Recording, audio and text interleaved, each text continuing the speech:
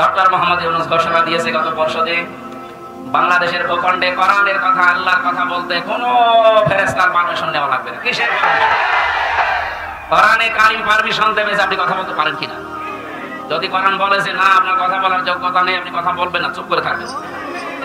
দিনের নির্বাচন রাত্রে করেছে, আপনি তো নির্বাচিত না, এই জন্য তো আপনাকে মানুষ দেখতে পারেন। এই কারণেই তো এই যে অন্তর্বর্তীকালীন সরকারের প্রধান যিনি ডক্টর মোহাম্মদ ইউনূস, দায়িত্ব নেওয়ার পরে যে কয়েকদিনের ভেতরে আপনাকে এসিআর থেকে নামিয়ে, এটা তো দরকার নেই, কারণ তুই নির্বাচিত না, তুই তো রাতে সবগুলো, এমনকি একেবারে আসল জায়গা থেকে মেম্বার পর্যন্ত এখন নেই, সব শেষ না, কারণ এরা নির্বাচিত না। আর এই কারণে এই 17 বছরে সাতক্ষীরার ময়দানে কোরআনের কথাগুলো আলেমদেরকে মুখ খুলে বলতে দেয়নি। সাতক্ষীরায় বহুবার এসেছি কিন্তু উঠতে দেয়নি।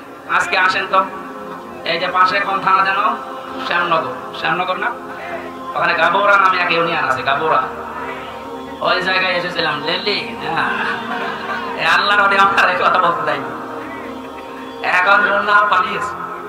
আপনি আজকে আসেন, এই জায়গায় আসেন, বলেন যে কথা বলতে দেবো না, দেখেন আপনার খেলা হবে। ডক্টর মোহাম্মদ ইউনূস ঘোষণা দিয়েছে গত পরশুদিন, বাংলাদেশের ভূখণ্ডে কোরআনের কথা, আল্লাহর কথা বলতে কোনো ফেরেশতার পারমিশন নেওয়া লাগবে না। কিসের কোরআনে কারিম পারমিশন দেবে যে আপনি কথা বলতে পারেন কিনা। যদি কোরআন বলে যে না, আপনার কথা বলার যোগ্যতা নেই, আপনি কথা বলবেন না, চুপ করে থাকবেন। সেই আয়াতে আজকে পড়েছি সূরা বাকারার 124 নম্বর আয়াত। কথা কারা বলবে, সামনে কারা থাকবে, এই কথাগুলো আল্লাহ আমাদের কাছে জানাবে। আপনি জেনে তারপরে বাড়ি যাবেন।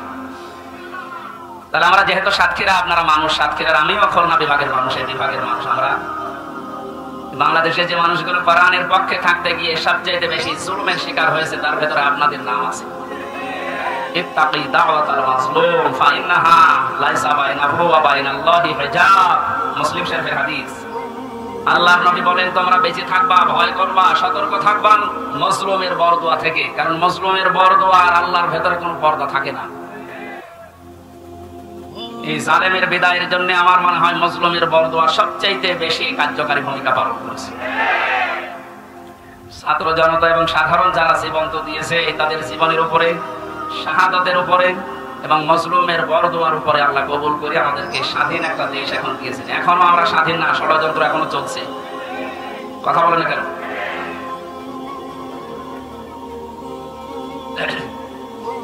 আল্লাহ রাব্বুল আলামিন এই আয়াতের ঘোষণা দিয়েছেন, তিনি তোমাদেরকে নির্বাচিত করেছেন তার দ্বীনের জন্য। আর দ্বীনের উপরে চলতে গিয়ে, দ্বীনের কথা বলতে গিয়ে যে বাধা বিপত্তিগুলো আসবে, আল্লাহ নিজে ওইগুলো তার পক্ষ থেকে দূর করে দিয়েছেন। মিল্লাতা আবিকুম ইব্রাহিম হুয়া সাম্মাকুমুল মুসলিমিন। তোমাদের জাতির পিতা হযরত ইব্রাহিম আলাইহিস সালাম কোরআনের আয়াতকে বাদ দিয়ে জোর করে যারা জাতির পিতা দাঁড় করিয়েছিলেন, একটা আওয়াজ দাঁড়িয়ে নেই, সব মিশে গেছে। এমনকি এক্সপ্রেসওয়ের নাম পর্যন্ত জনগণ এখন পাল্টিয়ে দিয়েছে জাতির পিতা ইব্রাহিম আলাইহিস সালাম এক্সপ্রেসওয়ে। খাবার পাশ দিয়ে একটা রোড গেছে, ইব্রাহিম খলিলুল্লাহ রোড। বাংলাদেশের বহু ব্রিজের নাম, বহু সেতুর নাম, বহু রোডের নাম এখন আমাদের যিনি আসল জাতির পিতা তার নামে নামকরণ অলরেডি হয়ে গেছে। এজন্য কোরআনের উপরে মাস্তানি করে কিছু চাপিয়ে দিতে যাবেন না, ওটা টিকবে না। কোরআনে সূরা হজের ভেতরে আল্লাহ মূর্তির বিরুদ্ধে কথা বলেছিলেন, মিথ্যা কথা থেকে বেঁচে থাকবা আর মূর্তি পূজা থেকে বেঁচে থাকবা। অথচ সেইটা জাতির উপরে মুশরিকদের কথা মতো অনেকেই চাপিয়ে দিয়ে মনে করেছিল অমর হয়ে যাবে। আমার তো এখন মনে হচ্ছে যত টাকা খরচ হয়েছিল এই ভুয়া জাতির পিতার জন্য, সব টাকাগুলো এখন পানিতে ফিরেছে। এগুলো যদি মানুষের জন্য খরচ করতেন, এই মানুষগুলোই এই লোকটার জন্য হয়তো দোয়া করলে আল্লাহ কবুল করলেও করতো। যা করলেন, দোয়া করার মতো রাস্তাও তো রাখলেন না, সব নষ্ট করে দিলেন। আমাদের যে নাম মুসলিম, আজ অনেকেই স্লোগান দিচ্ছে তুমি কে আমি কে, বাঙালি বাঙালি, এটা বলা যায় নেই। আমাদের পরিচয় বাঙালি না, আমাদের পরিচয় মুসলিম। কথা বলেন না। আর দেশ হিসাবে যেহেতু বাস করি এই দেশে, এই জন্য আমরা বাংলাদেশি। এই শব্দটাকে আমি বানালাম। কোরআনে কারিমে আল্লাহ যে আয়াতের মাঝের অংশে জানিয়েছেন হুয়া সাম্মাকুমুল মুসলিমিন, এই যে হুয়া এর ফাইল বা কর্তা হযরত ইব্রাহিম নবী, আমাদের যিনি জাতির পিতা, তিনি আমাদের নাম দিয়েছেন যে তোমরা মুসলিম জাতি হিসাবে তোমাদের নাম আমি মুসলমান, এটা রাখলাম। বলেন সুবহানাল্লাহ।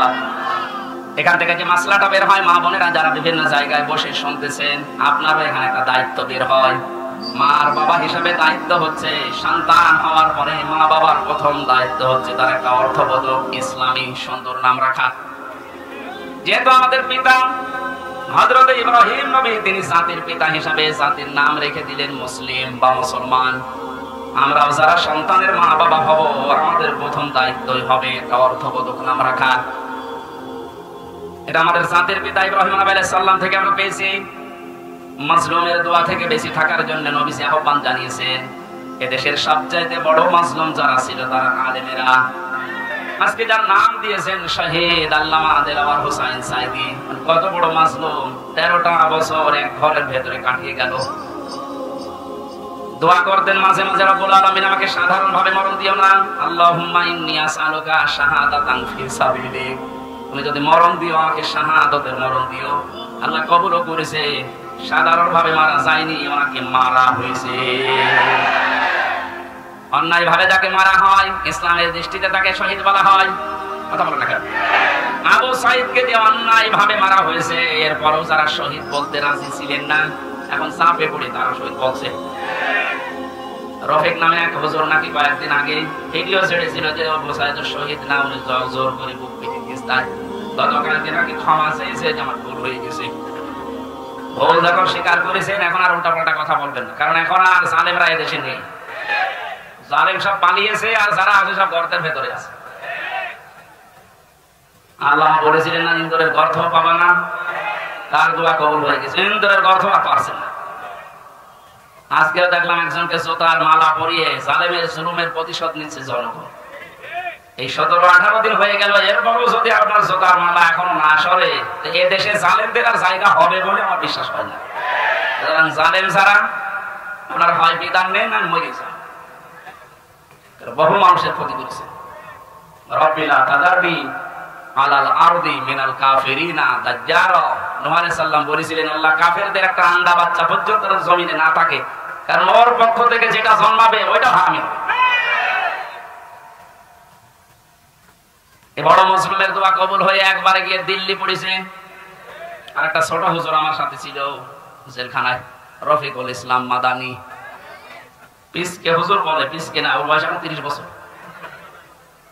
ও আমারে বলছিল আমাকে যখন রিমান্ডে নিয়েছে প্রশাসন নিয়ে, হাতির ঝিলে রাত 12:30টার দিকে 1টার দিকে নিয়ে আমার পুরা উলঙ্গ করে হাতে সিগারেট লাগিয়ে একটা অর্ধ উলঙ্গ মেয়ে মানুষ আমার পাশে দাঁড় করিয়ে ছবি তুলেছে।